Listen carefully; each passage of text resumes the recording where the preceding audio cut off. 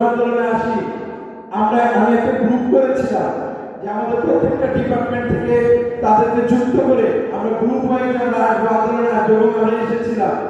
তখন কেউ কেউ ভয় পেয়েছে, যারা ভয় পেয়েছে তাদেরকে বলেছি আমি আন্দোলনে যাচ্ছি, আমার সাথে সাথে যারা যাবা আমি মৃত্যুর বুলেটকে পরোয়া না করে যাব, আমি জেলকে পরোয়া না করে যাব। তোমরা যদি আমার সাথে যেতে চাও তাহলে আসবে, আর যদি যেতে না চাও তাহলে আসবে না। অধিকাংশ এসেছে, আমার কেউ ভয় পেয়ে গ্রুপ থেকে লিগো নিয়েছে।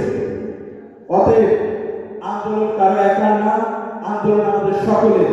আর এর জন্য আমরা সকলকে স্মরণ করব।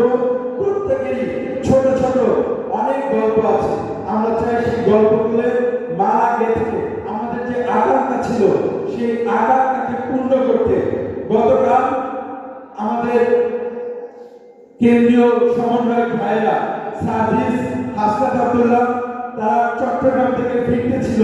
আমাদের যে একটা ধর্মীয় সহিংসতার দিকে নিয়ে যাচ্ছে, আমাদের এই ধর্মীয় ভারতীয় আগ্রাসনের বিরুদ্ধে কথা বলে আমাদের একজন উকিল ভাই আলী তিনি নিহত এবং শহীদ হয়েছে। তাকে দেখে আমাদের ফেরার পথে হাসনাত আব্দুল্লাহ এবং সাজিসকে মারার জন্য ট্রাক দিয়ে আক্রমণ করা হয়েছে। আর এই আক্রমণ করে ভয় দেখে আমি বলে দিতে চাই আমাদেরকে আপনারা ফিরিয়ে রাখতে পারবেন না। আমার কাছে এখন পর্যন্ত হুমকি দিয়ে ফোন আসে, গতকালকে আমি হুমকি পেয়েছি।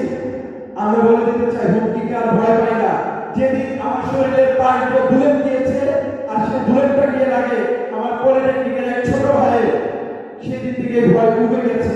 আর ভয়কে উপেক্ষা করে আমরা মাঠে নেমেছি। আর 5 তারিখের আগে আমরা মারা গিয়েছি। মৃত মানুষকে আর বারবার মারা যায় না। আমেরিকার যখন স্বাধীনতা যুদ্ধ হয় এবং বাংলাদেশের যুদ্ধ হয় 71-এ, একটা কথাই কিন্তু বারবার এসেছে, মৃত মানুষকে আর মারা যায় না, আমরা মরে গিয়েছি। এখন যদি আমাদেরকে কেউ মারতে আসেন সেটাই হবে আপনার চরম ভুল। আর বাংলাদেশকে আমরা বিনির্মাণ করতে এসেছি, বিনির্মাণ করেছি।